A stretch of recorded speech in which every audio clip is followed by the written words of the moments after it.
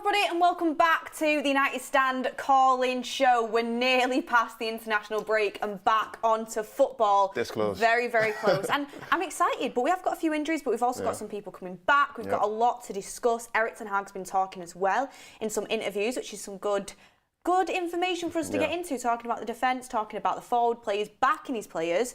But what everyone's talking about, and we want you to have your say, and we're going to be taking, obviously, callers throughout this show, is can Erik Ten Hag survive this run up until Christmas? It is literally do or die, isn't it? Yeah, I mean, what's your opinion, first of all? I'm a glass half full kind of girl, so I'm going to say I think he can. But if he does, then he deserves a little bit of credit because there's some really tough games in there. But, I mean, I'm looking, like you said, I'm looking at Everton away thinking, oh, gosh, I shouldn't be thinking that. Yeah. But it's because he's played so poorly. I think definitely the Champions League game is going to be a serious deciding factor. If he lose again in Champions League, then it's like, wow, like, that's really... I mean, it's already been bad, but to kind of go on like a clean sweep of just losing to everyone, that's seriously bad. And then, like you said, the Everton game, and we've got Chelsea coming up soon, we've got Newcastle coming up soon. These are going to be serious, like, deciding factors when it comes to whether or not we're going to get top 4 or even top 6. So, yeah, it's definitely going to be a tough little few weeks or leading up to the end of the year for Ten Hag. Yeah, it's going to be...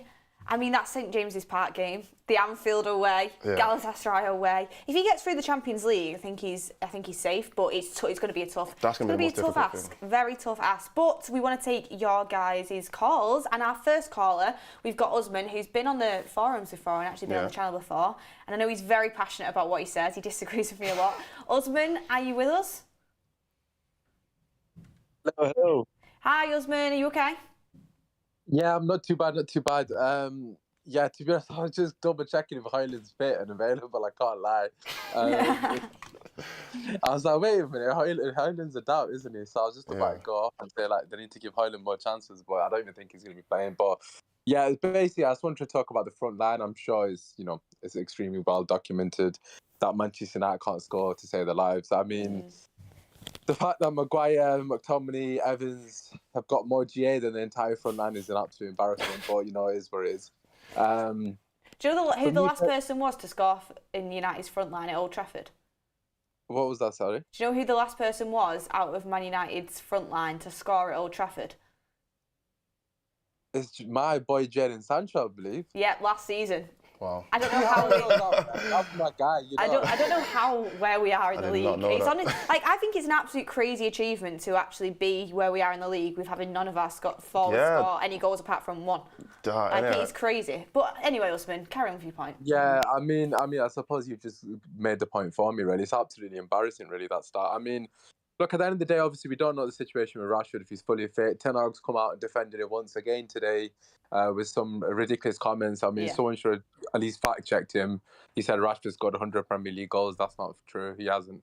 I think he's on 80 or something along those lines. But the point, look, for me personally, the whole situation with the attack is an absolute shambles, and recruitment is a big factor in that. It's like the youngest attack in the league. I know Arsenal's is very young as well, but...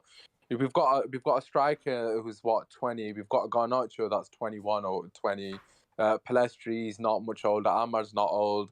The senior players are Martial and Rashford, and that basically sums it all up. I mean, it's an absolute shambles. But on top of that, I think for me personally, I've said it time and time again, Erik Ten Hag has to be brave with his selection. I mean, he can't continue to persist with Marcus Rashford. I mean, he's come out today and defended him again. I've seen quotes today anyways from Ten Hag regarding Rashford. And for me, I respect that he's defending his player. By all means, instill confidence in him.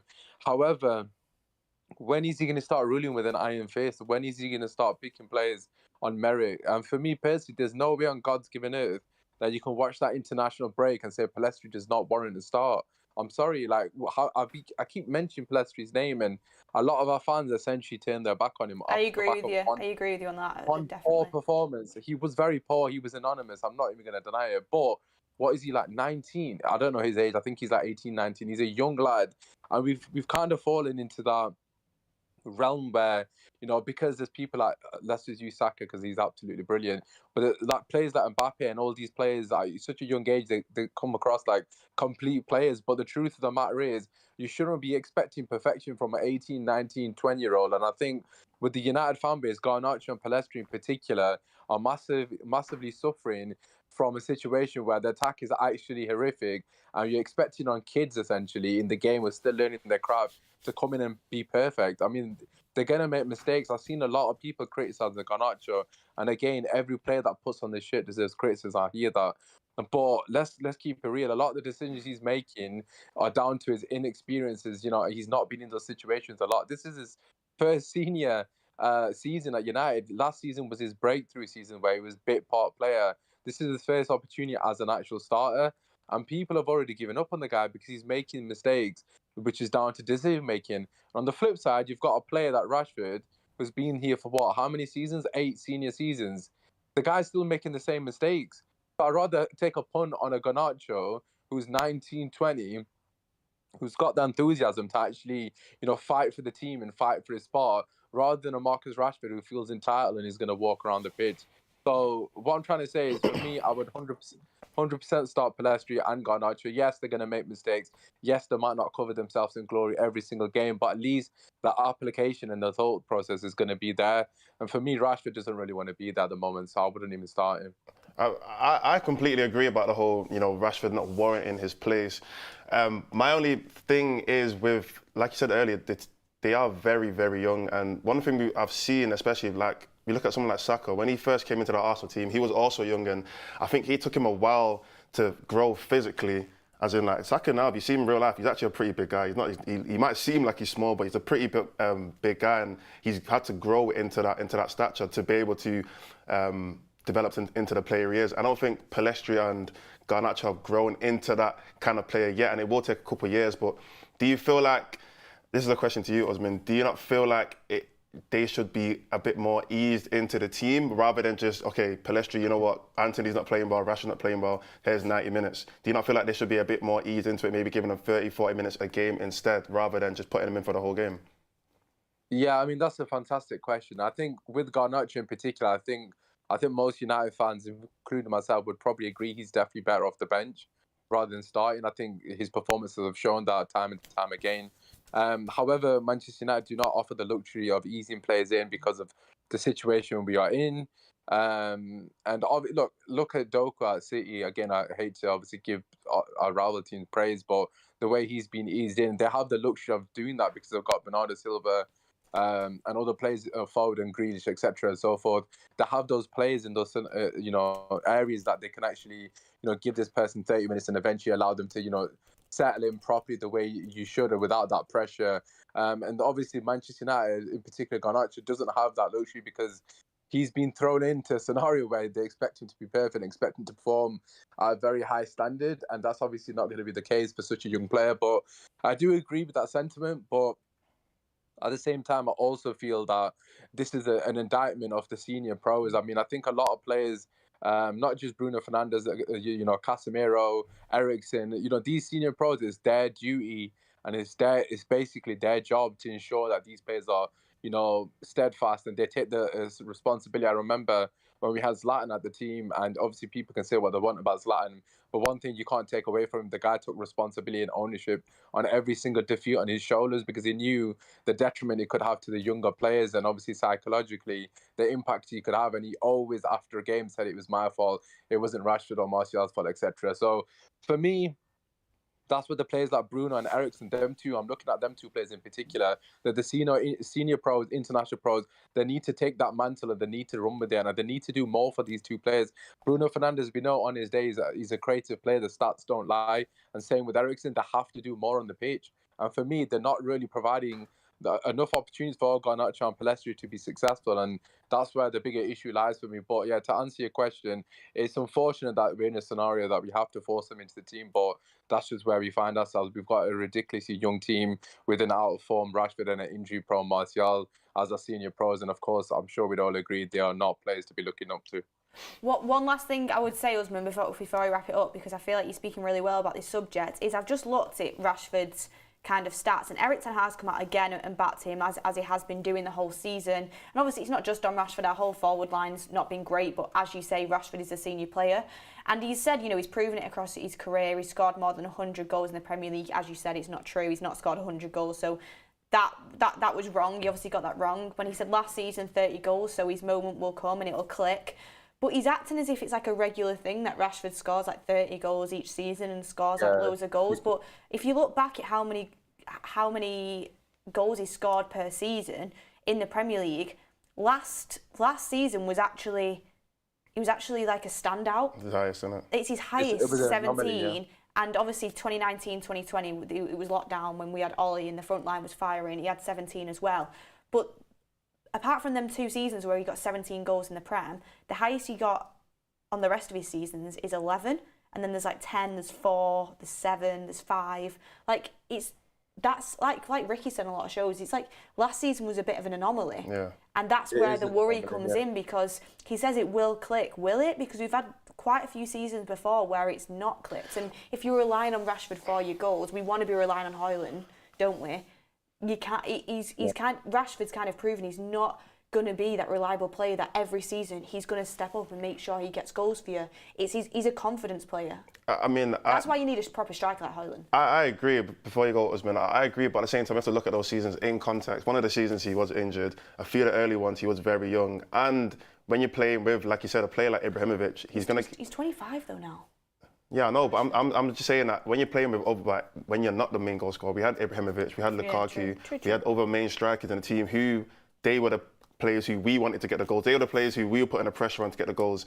And last season, when we needed someone to get the goals, he did get them for us. When we were in lockdown and we needed someone to get us goals, he did get it for us. So I don't really want to be backing at Rashford that much, even though I really appreciate him as a player.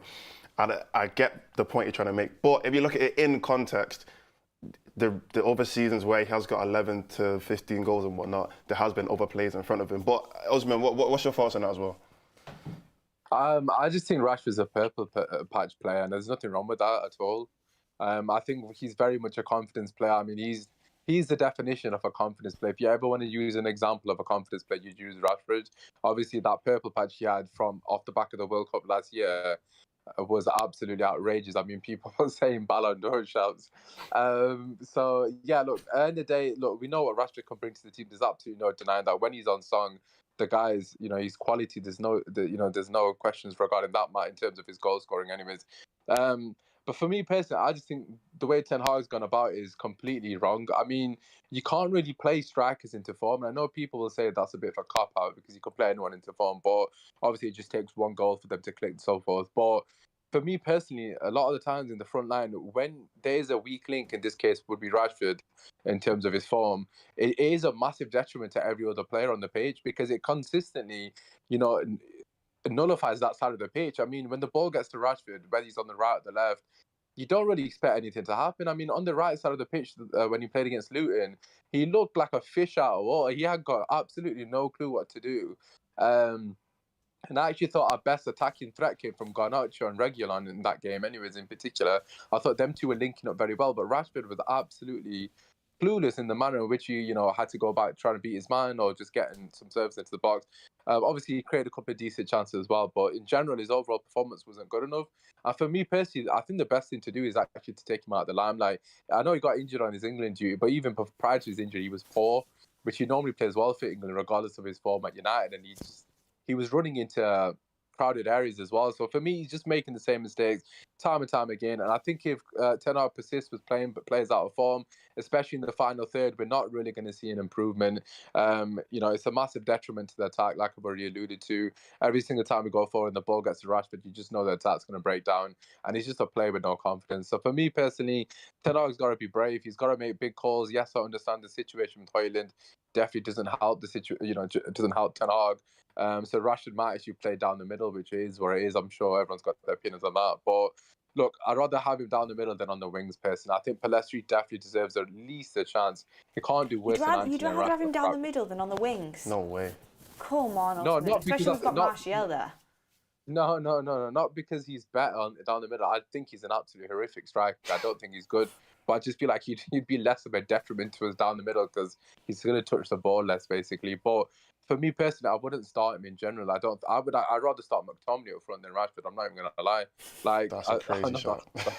Like, honestly, I'd generally rather start McTominay up front because at least he knows where the goal is at the moment. But for me personally, Martial has to start down the middle. If that doesn't happen, then when is he going to even start? What was the point of even keeping him? We should have got him gone. But yeah, for me, I would go Pelestri, Martial, and Garnacho. I know that's probably not the more enticing attack, but we've got to change something. It was absolute shambles in that first half against Luton.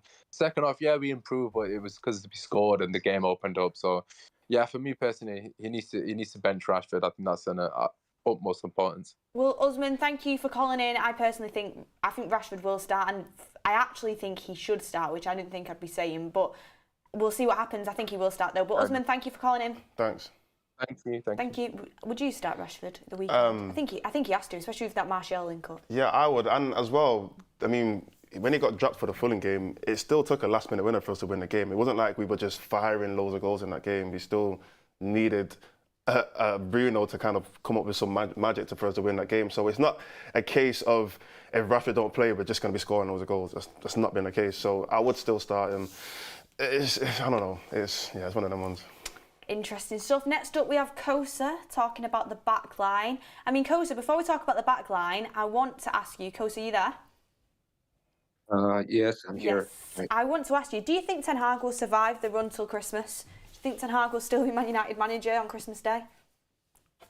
I'm 100% sure he will. Like, I don't see any reason why he should be sacked, to be honest. Like, even if he loses all the games until Christmas, I still don't think they are going to sack him because there is no alternative at the moment. Like, only alternative what you can find at the moment is probably Antonio Conte, which many people like or not.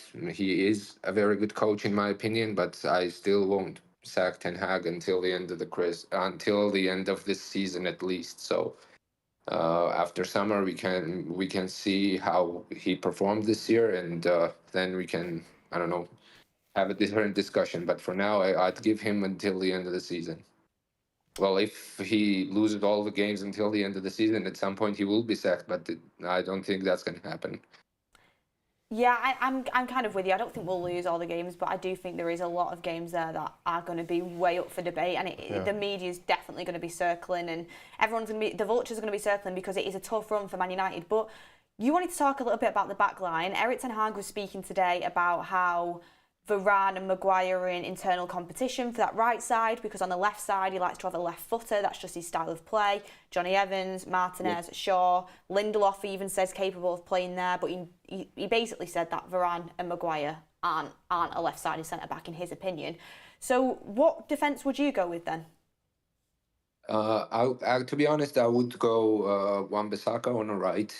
I would play Raphael Varane. I would play Luke Shaw right next to him as a left-sided centre back, and either Dalot or Reguilon. But probably I would I will start Dalot ahead of Reguilon because I think defensively he's better than Reguilon, and to be honest, going forward they are both quite decent. So I would still go with Dalot.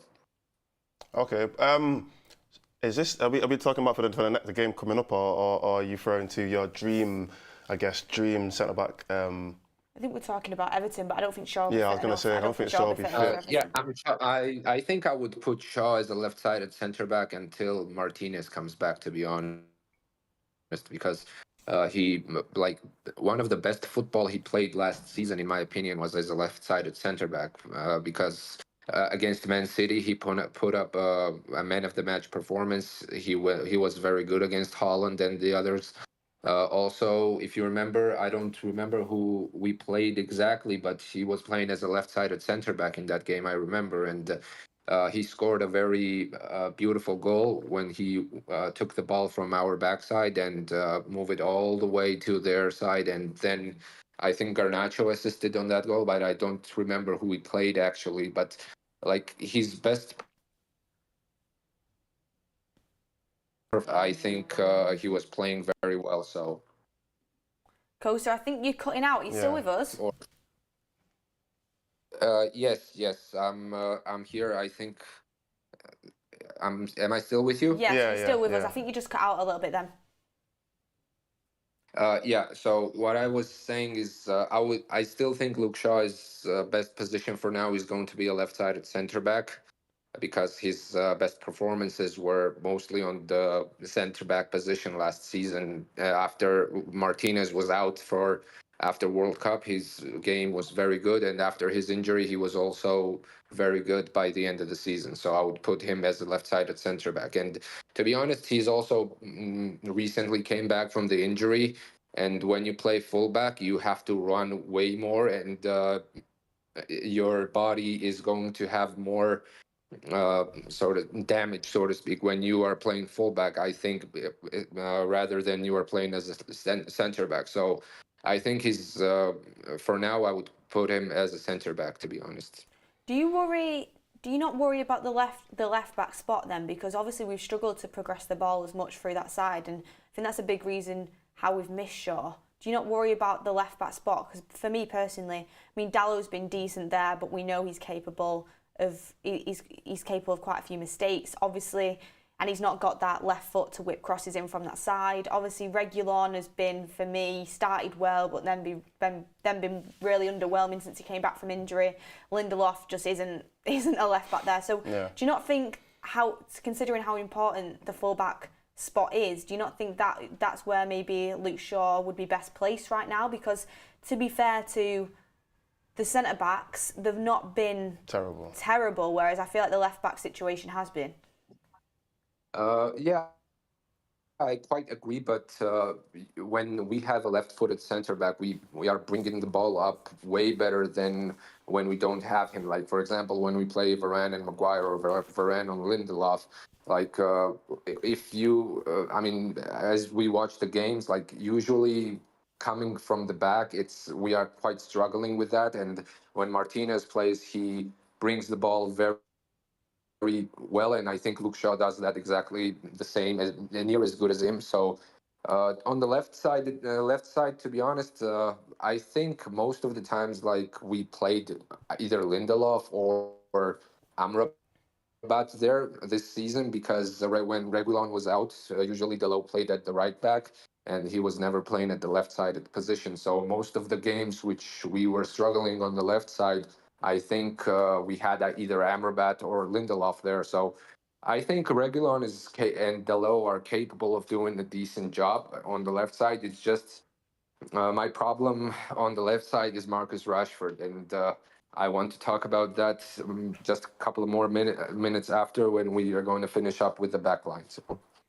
I actually agree. I think he has played very well when it comes to left centre back. My only thing is that, like you mentioned at the end, it's that link-up play with Rashford, and it's going forward. In my opinion, Luke Shaw, his best attribute is being able to go forward, and the fact, obviously, yes, you can do both. You can do both ways, defensive and offensive. But I think we're actually in need of a left back that can progress the ball on the left-hand side, not just as a centre back, but that can push a bit further forward. And if he was playing as a centre back, it does kind of limit him a little bit as to how far he can go forward, because we're going to need some kind of cover in the back.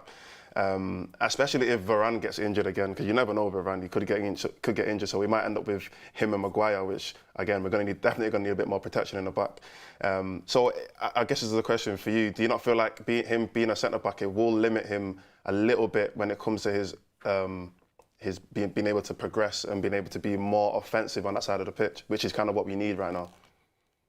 Yeah, I think it would limit him, of course, because he's not going to go forward that frequently as he's going to do that as a left back. But that's why we have to create from the midfield as well, and also the strikers and wingers are going to have to do a way better job than they were doing before, because like one goal from all of our front line is just it's just a disgrace when we think about the egos and the salaries that these players have and the contributions they are getting at the moment.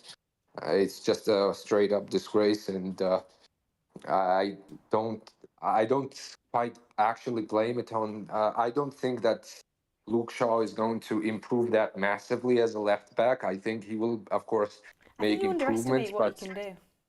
I think you No, underestimate I don't. To be honest, I think he's top when he's not injured and he's on form. I think he's top three on his side. So as a left back, I think he's the top three in the world. To be honest, but because fullbacks. for Fullbacks, they contribute so much if you've got the right type of fullbacks. They contribute so much through going forward and creating chances for you. Like, you can see how good Liverpool's fullbacks have done that over the years, and any top attacking club usually has the fullbacks massively involved, and I feel like our fullbacks have been lacking so much in the area, whereas Luke Shaw can do it. It does help a lot to have that extra man that can do that. But yeah, I agree. Like, I won't mind Luke Shaw playing at the left back. To be honest, I'm not gonna have any issues with that. It's just I think he's going to do better as a center back for now because he's still back from injury, and I don't think he's that sharp at the moment to go full out on the attack and come back on the defense as fast as he can. So that's why I think for now center back is the best position for him in my opinion. So. On the other side, on the other hand, I think I wanted to talk about Marcus Rashford for a bit. I wanted to talk about him in the previous call-in shows, but I never actually got to that. So on the Rashford thing, like when he retweeted one of your colleagues before about spreading the malicious rumors. And it pissed me off so much because he's the player he's considered as one of the players of the franchise because of us the fans, because we supported and loved him so much, and we hyped him like some sort of a big superstar, as we like to do that for many of our players. So now that he's backfiring to the fans and trying to start a beef, to be honest, against the fans, I don't think that's quite right. And when you are not performing and playing awfully every single game, like, you just have to, in my opinion, like, keep your head down, work hard, and get back to the pitch and do your best, because he is one of our biggest hopes in the attack at the moment, because we made a huge bet on him, given him a huge salary, making him a franchise player. And I never thought that we had to do that. I thought we had to sell him even last season, because I think we could have cashed in on him big time, and but we didn't do that. So I think he has to get his head down, work hard, and I don't know, start scoring goals, assisting, playing as a getting man of the match performances and so on. So. Well, Kozers, thank you so much for your opinion. We really appreciate it, and a great call as per usual. So thank you. Thank you. Thank you. See ya. Interesting stuff. I mean, the way he talks about Luke Shaw, I've seen so many people with different opinions on Luke Shaw, left-sided centre-back or left-back. Some people have said, he's a better left-sided centre-back, which I don't think he is. But it's like, I think it's credit to Luke Shaw that you want to play him in both positions. Yeah. But anyway, let's move on to the next caller. So Luca wants to talk about the upcoming games. It is a horrible fixture run, so you take this one, Mordz. Take it away with the fixture run, because honestly, I look at it and it scares me. Luca, are you with us? Hello, Beth. How are you? I'm good, thank you. How you doing? Hello, Mordz. How are you? Yeah, good. How you doing? Good now, yeah. Yourself? So Luca, so we've got like Beth said, we've got a difficult run of fixtures. I think we've got Everton, then Galatasaray Champions League, and then we've got Newcastle, Chelsea, which, in my opinion, that's 4 iffy games, very iffy games. We don't really know exactly, especially with the run of form that we've been on. I mean, I say that, but we've actually had we've kind of won a few games. We've had some good results. But I'm basing off performance. But the performances have been bad. Lackluster, very bad. So. So I want to know what are your opinions on the upcoming games? Are you confident? Are you a bit doubtful? How are you feeling about it? Not great, to be honest. Like, Everton and Bournemouth, I'm looking here, are the only ones on paper we should be dominating. But then it's a hard run of games. Shaw and Bissaka, they have to stay fit now, because I think they were a massive loss. They just need to stay fit. Like, we're unsure. But I think if we see Varane starting again, from judging on past performances in the last couple of weeks, I'm not confident at all. Looking at Galatasaray away, that's a massive game. Newcastle as well, and especially Bayern Munich at home as well. What are your thoughts on I know you mentioned Wan-Bissaka there, and we'll go back to the run of games because they are tough, but what are your thoughts on the news that's coming out that Wan-Bissaka might go to AFCON in January and we're losing for a month? What are your thoughts on that? Would that be a big loss in your opinion? Yeah, no, it's not great, to be honest. Obviously, great for the lad, playing for, his ethnicity, but for us, no, it's not a good sign. And especially he could come back injured as well. You never know with him. And especially, he's only getting back now as well, so no, I'm not too happy about that, to be honest. Oh, yeah. I was going to say, so we've asked a couple of the callers before about Ten Hag's future, especially leading up to Christmas and the New Year's. What do you feel like he has to do in these next run of games to be able to kind of secure his future, I guess? Well, he was talking there in the presser that he sees the team building confidence, but we're not really seeing that confidence on the pitch. So the players themselves have to start showing that confidence in the games, especially in the likes of games against Everton and Bournemouth, games like that where you could win 3 or 4-0. Just need to start showing. Ten Hag's saying it. He's obviously seeing them in training, so he can see they're building confidence. Just need to prove it now and show it. And I don't know, dropping Rashford for a few of the games, that's what I would do. Bring Plestri in maybe, bring Varane back into the starting lineup. I think just little things like that could either grind out games not playing well, or start dominating a few of the easier games on paper. Would you be happy if we were to completely go out of the Champions League? Because realistically, if we lose to Galatasaray, we're out anyway. So if we was to lose that game, would you still be happy with Ten Hag, or would you not necessarily happy because we haven't been playing great anyway? But would you say that his role is still kind of a bit more confident, even if he wins the Premier League games and he loses the Champions League? Or would you say the Champions League is a defining factor for him? No, 100%. I don't think whatever happens in the Champions League, Ten Hag, his position is secure. I had this conversation a couple of weeks ago with Kevin, and when Faz was going on about Ten Hag, no, I think it's ridiculous. I think, obviously, I don't want to be out of the Champions League, but in hindsight, it could be a better thing for the league and FA Cup, whatever. But I don't want to be out of it. If we win them, well and good. If we lose them, Ten Hag is still the man.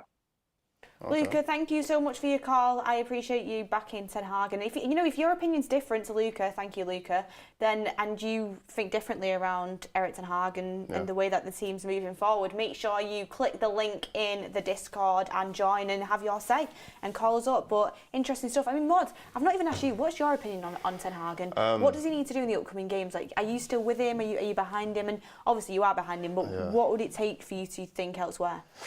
I think I'm already doubtful for the Champions League, so I'll be honest. If we do go out of the Champions League, which is looking very likely, that's not going to be a defining factor for me. I'm not going to say, we're out of the Champions League, that's it, he has to go, no. But when it comes to the league, for me, because of where we are, we're 6th, and I think the most important games, when you're in that position, when you're surrounded by teams that are also fighting for your position, there's about 6 to 8 teams that are really looking for those top 4 to top 6 positions. And I think those games where we're playing those 6 to 8 teams is what is going to define his future, in my opinion, because they're the teams that we're kind of rivaling a bit right now. The Chelseas, the Newcastles, even the Aston Villas and the Brightons and whatnot. If we're getting absolutely played out of the park by those teams, it's not great anyway, but the fact that we're losing to the teams around us is very poor, in my opinion.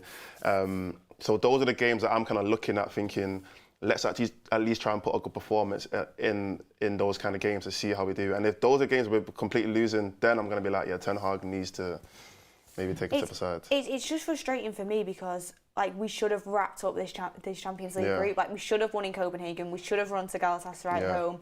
I mean, the Bayern game, to be fair, they deserve to win. I thought the scoreline actually flattered us, but there's been so many missed opportunities, and that's what it feels like. And with Ten Hag, for me, I do think he's the guy to move us forward. I really do. I want to see how he can develop with the new ownership on Sir Jim's side, on the footballing side of things. But it is a tough run of games. I think people need to take that into consideration with the results that are about to come. Because honestly, the only thing is, I've always been so positive, and the audience would be able to say that as well if they've watched me over time on the United stand. But I don't think I've ever felt like I'm going into this run of games not optimistic at all. Well, you think we're just going to completely just?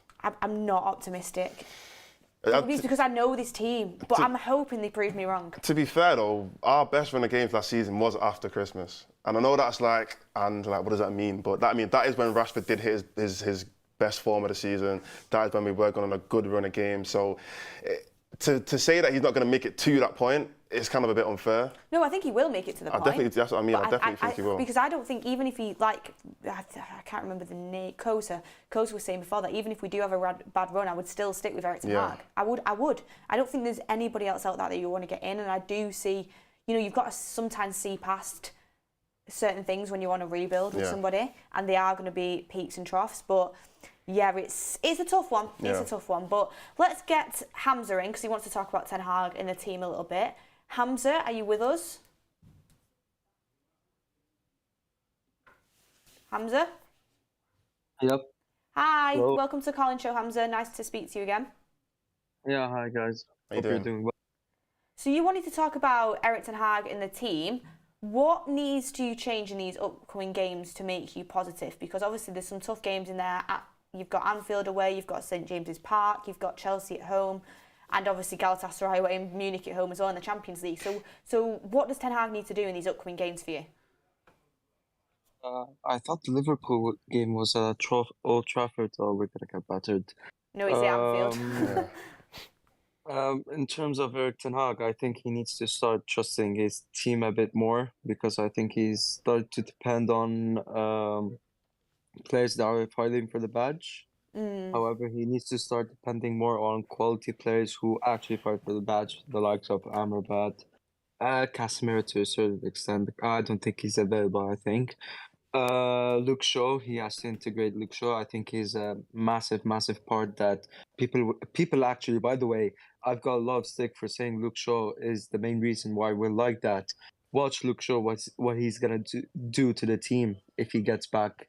I think him at left back, either left back or left centre back, it's going to be absolutely crucial for the team and for Marcus Rashford to start playing well. So he has to start to get his patterns of play with the likes of the people, with the likes of having the players in their positions. Like we have Dalot now, we have Bissaka, we've got the two left backs. I mean, the center backs were going to be struggling a bit, but whatever. I think the midfield, he needs to start now playing Amrabat, playing Bruno, Mount, because I think Mount is going to be I think Mount has to be given time because I really do think his energy in the midfield, defensively and offensively, have been good, but he's just not been in a run of games to get his game going. As for attack, I mean, he has to stick to the same attack like Rashford and Garnacho. I think it's been working quite well. In terms of Rasmus' injury, it's a bit of a blow because I think he's been playing really well. But we're gonna have to play Martial, aren't we? I don't think Martial has been bad this season. I'm just scared to death of him getting injured and not having, except for Rasmus, which is why I think we need another attackers-ish striker, like a striker who plays in the wings as well. I've got a question. Yeah. I'm not sure if you've got any names in mind, but going into January, would you say that we should be looking for a striker, a winger? What kind of positions would you say United should be looking to look into? I think in terms of us, if we're gonna actually sell Sancho, which it's probably the most probable case that's gonna happen, I will look at wingers. I don't have certain names, but the name that comes into my Jonathan David might be the most realistic one, because I don't think if we're talking about Osimhen and the likes of those kind of players, we're not getting them. We're just never getting them. And also, I don't think the Sir Jim Ratcliffe deal will have enough time to get the players that we need, because I think it's a bit too late now. And with the Champions League thing that they were talking about, I don't know. It feels that the deal is in doubt because Nice are having a really good season. Uh, I'm feeling for the transfer window, to be honest, after the news this morning, because we need at least two players. Like, we need a center back and we need an attacker, because Sancho's going. We don't have another right winger. We just need someone to play those types of positions. We're struggling at the moment. Hamza, what are your thoughts on Anthony right now? Because no one's talking about Anthony, but I think he starts. I think he will start on Sunday. Whether I would start him is a different story, but I think he will, and I think a lot of people have written him off. But he is a starting player for Erik Ten Hag. I mean, what are your thoughts on Anthony, on that right wing situation with him? First of all, he needs to get treated the same as the other players have been treated, because Varane has been dropped because he got injured and came back and he wasn't been able to play well, and Maguire has played ahead of him. That's a good point. I think he has to get the same treatment, and Pellistri has to play. Or, like, I mean, I'm with playing Pellistri, but Garnacho and Rashford have been playing decently well, so I will move that. I actually think, like, he might not play Martial and play Rashford, Garnacho, and Pellistri. Like, this might be an option, but Hope he doesn't. Do you know when you say the forward players are playing well? I agree with you on the sense of Højlund, because I feel like he's not really getting much chance and he's doing his best. Yeah. But do you really think? I mean, Garnacho's been decent, but do you really think a front line that's got one goal by November is doing well? I mean, they're not on a score sheet. That says it all. But, like, and we're not really scoring much. That's why they're there. And they're forward players. We're not scoring much as well. But it's the same as last season. Like, let's be completely honest with ourselves. Last season hasn't been the perfect season, but was a step in the right direction. We have been keeping clean sheets, and we've been nicking goals and getting counter-attacking goals. And that's what's happened. What's happened the last couple of games. We've snatched 1-0 wins. But the difference is this season, the offensive players are not informed because we don't have the midfielders that we played with last season. So, like, I think they've started. I think they're starting to play well because they're trying to simplify their game. I actually think, like, in terms of Rashford, people have been talking a lot of crap about him, but I actually think he's trying to simplify his game a little bit. He's been, like, crossing balls for Højlund. He's been trying to pass more a bit. He hasn't been that reckless, but he's still crap. Like, we have to start doing something. Like, Garnacho has been okay, but he hasn't been on the form that he's been last season. I think it's just like, with all due respect, I think it's a team virus. Like, everybody's playing crap, so everybody's infecting the other, not playing well. You know, like, it's something that needs a clear out and needs to solve by Erik Ten Hag. Do you know what's crazy? It's literally just come out through Pletty Goal, who's really good in terms of, obviously, you know, the German stuff, especially with Bayern Munich. He's just put out that Man United is aware of the fact that Raphael Varane is unhappy with his situation. Understand that Varane would receive the green light for a transfer in the winter, but Man United wants to sell him only. A loan is not an option at this moment. Price valuation between 20 million to 30 million euros. Bayern is monitoring this situation as reported, nothing more at this stage. So the fact that Man United a green light in a Varane transfer is on. I mean, I've said about Varane that, you know, he's injury prone, that's frustrating, and we've said he should be phased out. But why would you get rid of Varane before, you know, other centre-backs at the club? Like, are you really going to leave yourself in a situation where you've got Maguire, Evans, Lindelof and Martinez? That's it?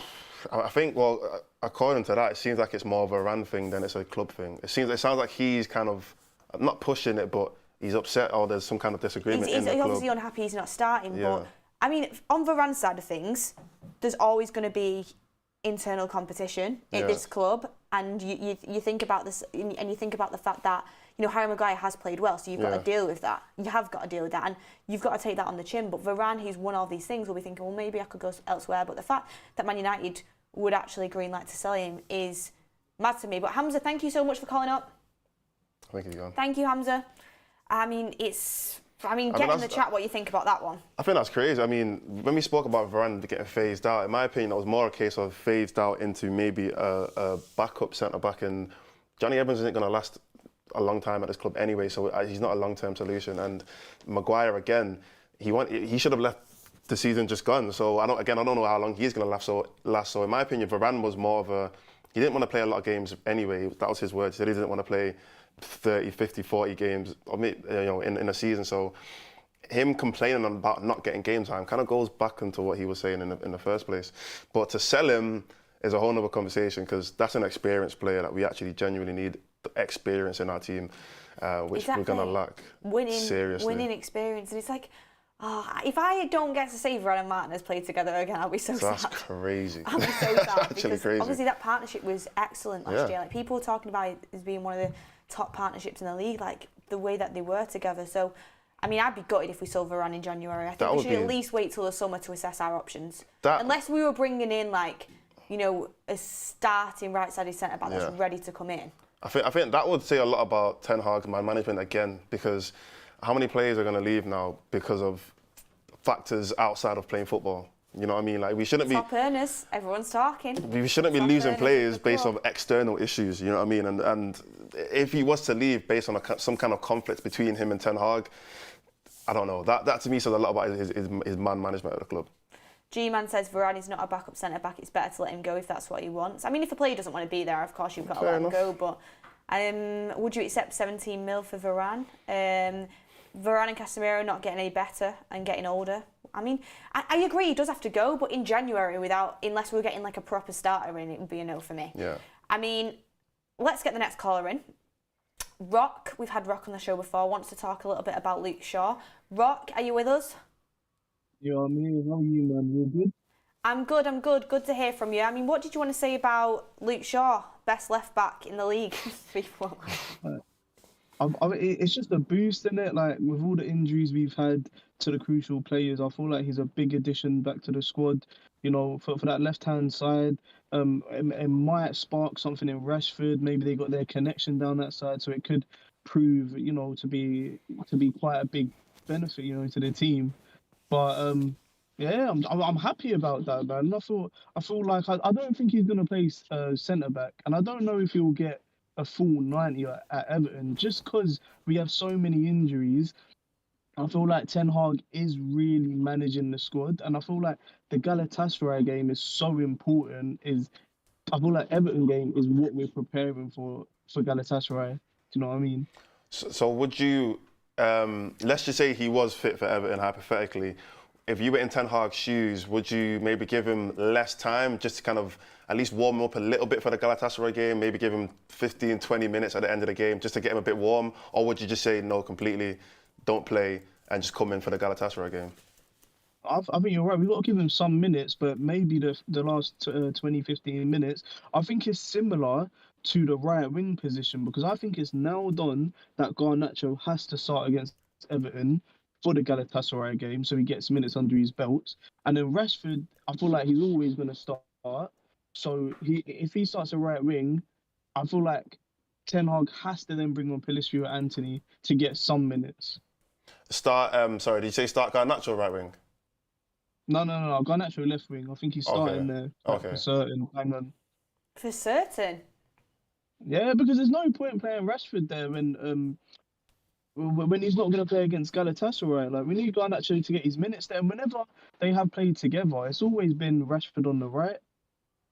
But would you not say because Rashford's not playing the Champions League game, you would rather play him against Everton because you don't want to mean he's going to go 2 games without playing any minutes or less minutes?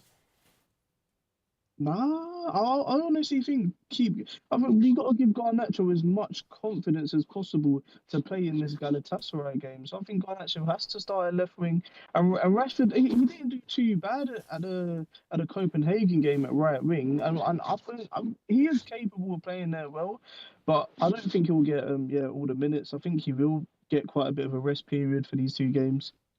Well, you make an interesting point in the fact, obviously, Rashford's not going to be available for the Galatasaray game, so maybe Ten Hag plans without him on Sunday, but it would be a big call to kind of drop him, especially after the way he's kind of come out and backed him this week. So, I mean, do you think Rashford will play on the right-hand side? Maybe you could see that, but then that would mean Anthony being dropped, but we have seen that before as well. Yeah, honestly, I think Rashford will start on the right wing. play around 60 minutes, and then get taken off. Yeah, actually. Could also say something about Rashford, yeah?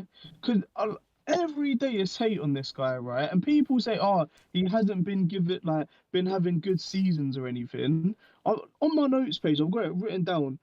From the age of 21 and above, yeah, the last 5 seasons, he's got 15 goal involvements minimum, 4 out of 5 seasons. 50, and that's just in the Premier League. Just in the Premier League. And I always ask the Rashford haters, name me one other season than the season 2 years ago that he's had a bad season. Just one other bad season. Because they say he's inconsistent, but he's not. I think he is inconsistent. Yeah, I think the problem is that a lot of people compare him. I think the problem is a lot of people compare him to the other wingers in the league, and we're United, and I know I say that lightly, but we should be aiming for the best. And when you look at other teams and the younger wingers that they have, the Sakas, the Fodens and whatnot. But the fact that Rashford's people would say our star player. Yeah, he's a star player. Is for me shows the lack of quality we have. Yeah. Because he's a good player, and I think Rashford is a good player. I don't think he's good enough to be Man United's star player. Like I just don't. Can I reply to that? Like if you look at Rashford over the course of 90 minutes, football it's not good enough. He provides. Do not get me wrong. He provides very good moments and he can score some really good goals and he has good veins of form. But if you look at over the course of how it's affecting your team over a whole season, playing 90 minutes, for me, it's just not good enough. Are you basing that on this season or just in general? I think in general, even last season when he didn't score, he didn't play well. Do you know what I mean? In general, but I like Rashford. I do, and I think if he is providing the goals and the assists, or especially the goals like he did last year, I don't mind going through a game where he's a little bit non-existent because I know that's what he's going to provide me. That's his game. Yeah. Every player's got flaws and weaknesses, and every player's got strengths. So when Rashford's going through them veins of form where he's providing me with goals, but he might not have a good 90 minutes, I'm happy with that because goals win you games, and I think he's playing well. Yeah. But when it's times like this where he's dried up on the goals front, and if Rashford's got no goals, he's got nothing really for me. He's not providing you with anything throughout a game. Whereas the likes of like a Grealish, he's profound, not a goal scorer, and he plays on the left wing. But he provides you with great football over 90 minutes every time he plays. So that's kind of the difference. Can I reply to that, though? Yeah, Can go I reply on. to that? Yeah, of course. So if you look at the last 5 seasons, right, I said he's got 15 goal involvements or more in the last 4 out of 5 seasons, right? If you want to tell me other players who are doing it, you're only picking out the Sons, the Salahs, the Mahrezes. They're the only ones. And I'm not saying Rashford is a star player by any means. And I do think like he's performed badly this season. But all I'm saying to the Man United fans, is don't create a narrative that he's been awful for a lot of seasons when he hasn't. And he's provided them guaranteed goals for us. Do you know what I mean? But I'm not saying he is like a star player. I'm just trying to make sure that when people say, "Oh, Rashford is awful," and that, make sure you gotta have your facts backed up. No. So no. So you're saying that the 15 goal involvements over the last 4 out of 5 seasons. So in your opinion, you just don't think Rashford should be rated as high. He's not terrible, but you just think he shouldn't be claimed as a star player. That's basically it. Yeah. And we haven't had a team for the last decade who can compete at the highest level. I know we've come second, but we all know them second places wasn't the greatest of teams. Do you know what I mean? So he's not a star player, but he's definitely not terrible. When you look at the likes of the Fodens, the Sakas, the Sons, and the Salahs, and all of them, he's just for me, he's not near it. But he's a good player, like you said. But I think he is overhyped by a lot of our fans because of these purple patches. But if I overhated at the same time. Yeah, I agree. Some people do overhate him on certain aspects as well. But this is just football opinion, I suppose. But Rock, thank you very much for joining us. Some good points as always. Well, even if we disagree with you, I enjoy hearing what he has to say. So thank you, Rock. All right, bye. It's interesting. Interesting stuff. I get what you're saying. Like Rashford is overhated by certain people. He definitely is overhated. Like Ricky. Yeah. But at the same time, like I see people saying like Rashford's the best left winger in the league, and I'm like, what are you on? Do you know what I mean? That's crazy. It's like last year when people were saying, oh, well, who's better, Rashford or Mbappe, and that was just like ridiculous. I mean, I was saying that for jokes, but no way I'd believe that though. I mean, anyway, guys, let's move on to the next one. It's going so quickly, and I think it's an international break as well. I want to ask about a super chat that came up to our next next caller. So I think we have Gary in as our next caller. Gary, are you with us? Gary? Hi guys, can you hear me? Hi Gary. Yeah. I just want to start off because I know you want to talk about how static some of our players are on the pitch, but we have a good super chat in from Darren Mullaney saying, why don't we swap Varane for De Ligt and cash? Would that be something you'd be open to, a Varane swap for De Ligt with some cash coming on our side? I mean, I do think De Ligt is a decent centre back. I don't think he is what he was meant to be whenever he left Ajax. Obviously, there was a lot of talk and potential with him. Don't think he's lived up to that. So I would probably rather stick with Varane until the summer and then look to change that. I think Varane's experience for the kind of second half of the season is probably going to be quite important for us. So I think. I did actually say recently on one of Mark's calls recently where he was talking about he put up a poll about getting rid of Varane, and I actually said yes, I do think that would be a good idea in January, but having thought about it now, I think that would actually be catastrophic for a season. So yeah, I would probably say to stick with him until the summer.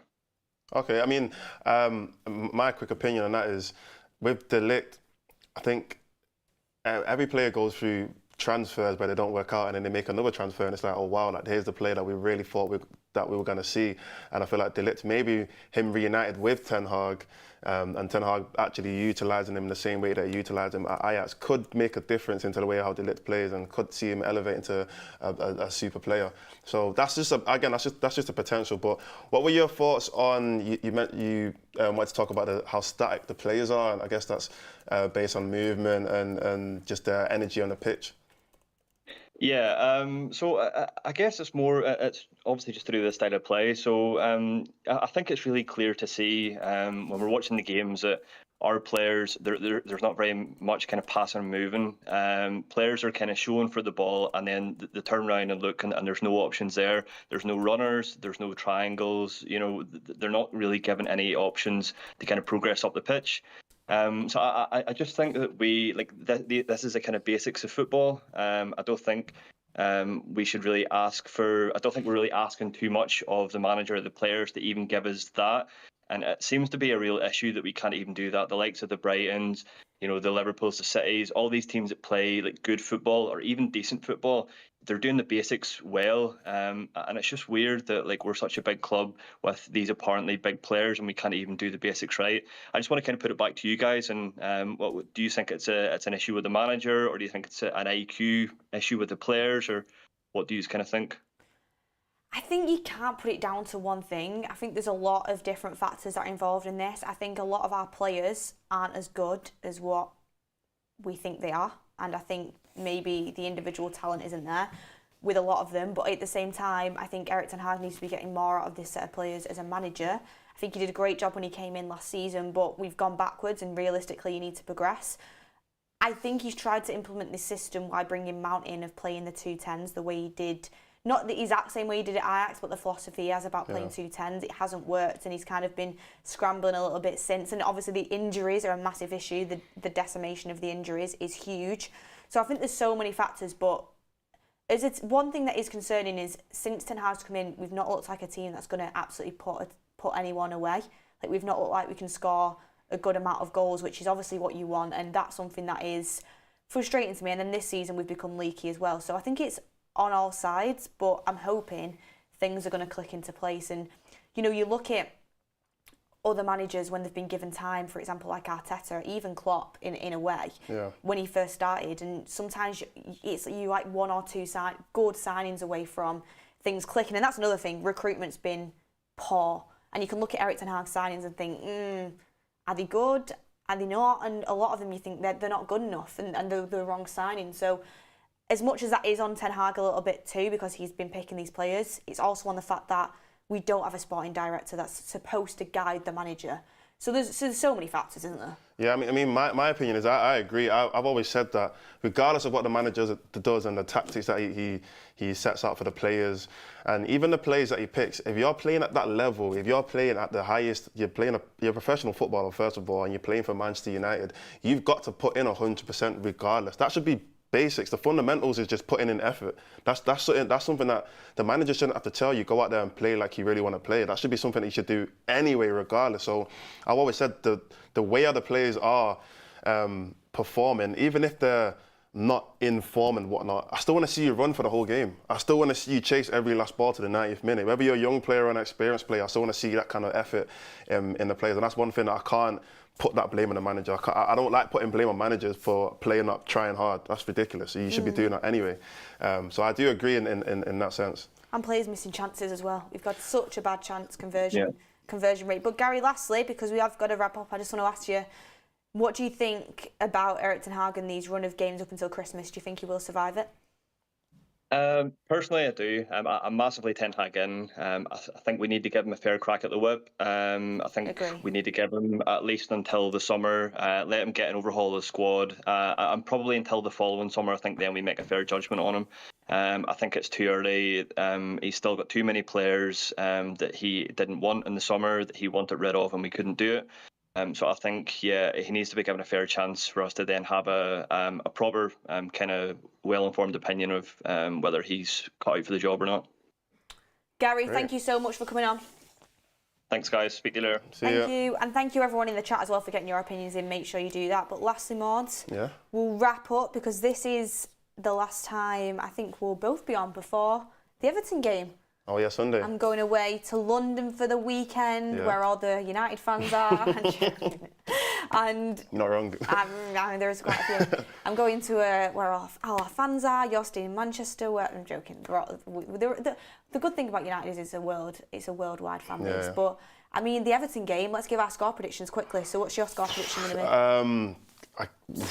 I'm going to say a nice. It's not going to be nice. I'm lying. It's going to be 2-1. I think it's going to be a bit of a rocky game. Probably another late goal, let's be honest. Bruno, Rashford maybe.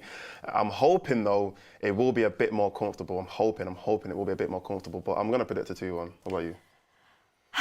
I think it might be a 1-1.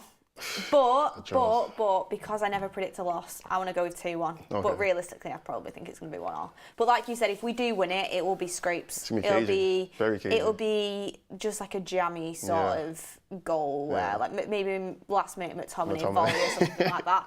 But thank you everyone in the chat for getting your opinions in and joining us on the call-in show. International